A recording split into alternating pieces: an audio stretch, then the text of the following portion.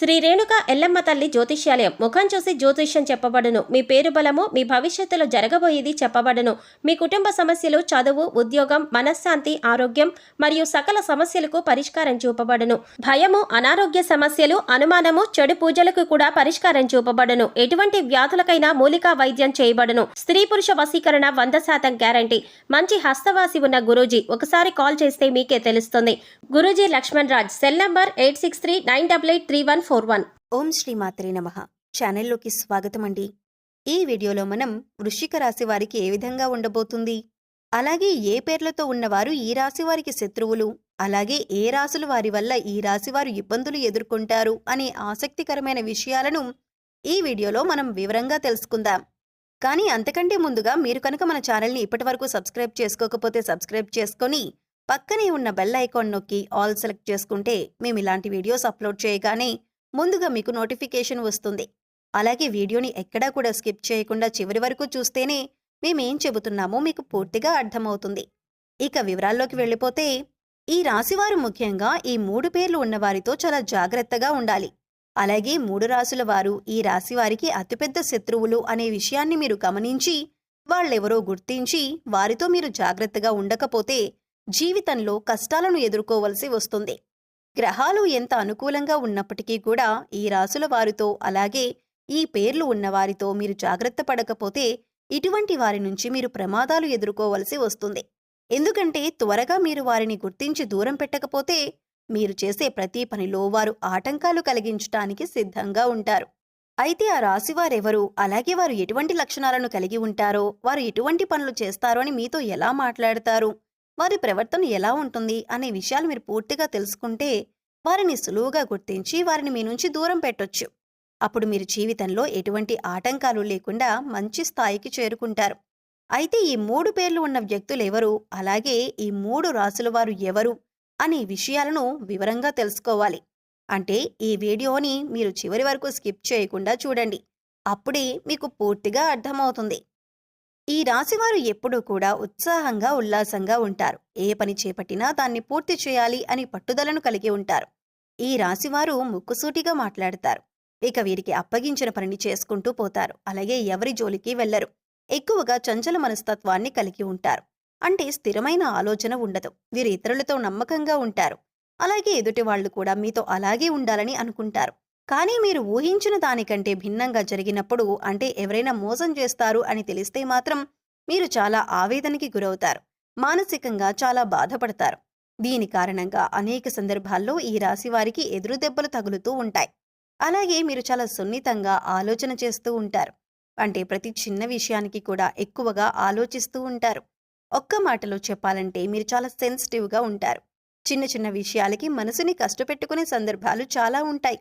ఇక్కడ ముఖ్యంగా మీరు తెలుసుకోవాల్సింది ఏంటంటే, ఇటువంటి సందర్భాల్లో, అంటే మనసు బాధపడిన సందర్భంలో కానీ, లేదా ఎక్కువగా మీకు కోపం వచ్చిన సందర్భాల్లో కానీ ఎటువంటి ముఖ్యమైన నిర్ణయాలను తీసుకోకూడదు. దీనివల్ల మీరు జీవితంలో కష్టాలను ఎదుర్కోవలసి వస్తుంది. ముఖ్యంగా ఈ రాశి వారికి మీ మంచితనమే మీకు శ్రీరామ రక్ష అని చెప్పొచ్చు. ఎందుకంటే మీరు ఎదుటివారు బాధపడుతుంటే మీరు చూడలేని మనస్తత్వాన్ని కలిగి ఉంటారు. ఇటువంటి మంచితనం మిమ్మల్ని ఎప్పుడూ కాపాడుతూ ఉంటుంది. కష్టాల్లో ఉన్నవారికి మీరు సహాయం చేయాలి అనే ఆలోచనని ఎక్కువగా కలిగి ఉంటారు. అలాగే సున్నితమైన మనసును కలిగి ఉంటారు. మీరు ఎవరిని ఒక మాట అనరు. అలాగే ఎదుటివారు మిమ్మల్ని ఏదైనా అంశంలో తూలనాడినా కూడా మీకు నచ్చదు. అలానే తిరిగి వారిని అనటం కూడా మీకు ఇష్టం ఉండదు. ఎక్కడా మీరు ఒక మాట తిరిగి అంటే ఎదుటివారు బాధపడతారు అని మీరు 1కి 10 సార్లు ఆలోచించి మాట వదులుతారు. అంత సున్నితమైన మనస్తత్వాన్ని కలిగి ఉంటారు. అలాగే ఈ సమయంలో మీరు ఎటువంటి సందర్భంలోనైనా ఎంతమంది ఎన్ని విధాలుగా రెచ్చగొట్టినా మీరు ఓర్పుగా ఉండటం అనేది మంచిదని సూచించడమైంది. ఇలా ఉండటం వల్ల మీకు రాబోయే కాలంలో కూడా ఎటువంటి ఇబ్బందులు ఉండవు. అంతేకాదు మీకు సమాజంలో మంచి పేరు, గుర్తింపు కూడా వస్తుంది.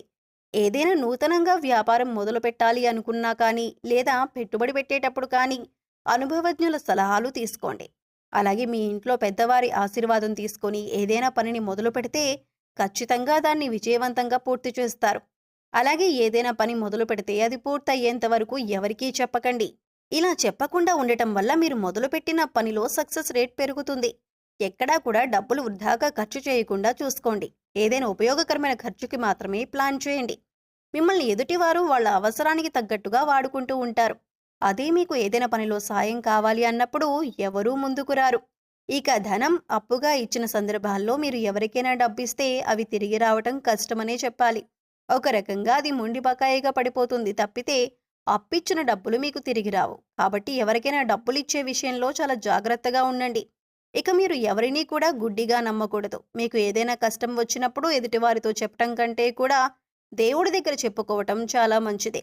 ఎందుకంటే దేవుడి దగ్గర చెప్పుకోవటం వల్ల మీ కష్టం తీరేందుకు మార్గాలు మీకు దొరుకుతాయి. అంతేకాదు మీ కష్టాలను విన్న భగవంతుడు మీకు కష్టాలను వెనువెంటనే తీరుస్తాడు. ఎందుకంటే ఈ సమయంలో మీకు దైవబలం కూడా అండగా ఉంటుంది. ముఖ్యంగా మీరు మాత్రం ఈ సమయంలో మీలో ఉన్న నెగిటివ్ ఆలోచనలను తీసివేయవలసి ఉంటుంది. అంటే నేను ఈ పని చేయగలనా, నాకు ఈ ఉద్యోగం వస్తుందా, నేను ఎక్కువ డబ్బులు సంపాదిస్తానా, నేను ఎదుటి వాళ్ళకి నచ్చుతానా, ఇలాంటి ఆలోచనల నుంచి మీరు బయటకు రావాలి. అప్పుడే మీరు జీవితంలో అనుకున్నది సాధించగలుగుతారు. ఇక ఈ సమయంలో మీరు కొద్ది కాలం పాటు కన్య, వృశ్చిక అలాగే మిథున రాశి వారితో కొద్దిగా జాగ్రత్తగా ఉండాలి. అలాగే వీరితో ఎక్కువగా మీ పర్సనల్ విషయాలను షేర్ చేసుకోకుండా అవసరమైనంత వరకే మాట్లాడటానికి ప్రయత్నించండి. కొంతకాలం పాటు గ్రహస్థితులు మళ్ళీ అనుకూలంగా ఉన్నప్పుడు పరిస్థితులు చక్కబడతాయి. అలాగే ఈ సమయంలో మీరు కేపీ అండ్ కేహెచ్తో స్టార్ట్ అయ్యే పేర్లు ఎవరైతే ఉంటారో అటువంటి వారితో మీరు జాగ్రత్తగా ఉంటే సరిపోతుంది. అది మీ ఉద్యోగంలో కానీ, ఇరుగు పొరుగు వారు కానీ, స్నేహితులు కానీ కొద్దిగా వీరితో ఈ సమయంలో జాగ్రత్తగా ఉండండి. ఇక ఈ రాశివారు ఈ సమయంలో చేసుకోవలసిన దైవతారాధన చూసుకున్నట్లయితే మీరు ఎక్కువగా వినాయకుడిని ప్రార్థించవలసి ఉంటుంది. ప్రతిరోజు వినాయకుడికి స్తోత్రాలు చదువుకున్నట్లయితే గణపతి యొక్క అనుగ్రహం మీకు పరిపూర్ణంగా లభిస్తుంది. మీరు చేపట్టిన ప్రతి పనిలో ఆటంకాలు లేకుండా పూర్తవుతాయి.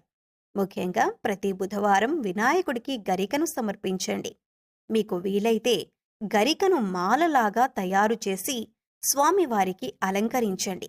అలాగే అనారోగ్య సమస్యలతో బాధపడేవారు సూర్యుడికి రోజు ఉదయాన్నే నీటిని సమర్పించి ఆదిత్య హృదయ పారాయణం చేసుకోండి. ఇలా సూర్యుడికి నీళ్లను సమర్పించే సమయంలో మీకు దొరికితే ఆ నీళ్లల్లో ఒక ఎర్రటి పువ్వు, కొద్దిగా అక్షింతలు వేసి నీటిని సమర్పించండి. ఇక ఈ సమయంలో మీరు పాటించవలసిన పరిహారాలు చూసుకున్నట్లయితే ప్రతిరోజు కూడా రావి చెట్టుకు 16 ప్రదక్షిణలు చేయటానికి ప్రయత్నించండి. ఇలా చేయటం వల్ల మీలో ఉన్న నెగిటివిటీ తగ్గిపోతుంది. మీలో దైవశక్తి మరింత పెరుగుతుంది. సో చూశారు కదండి వృశ్చిక రాశి వారి గురించి.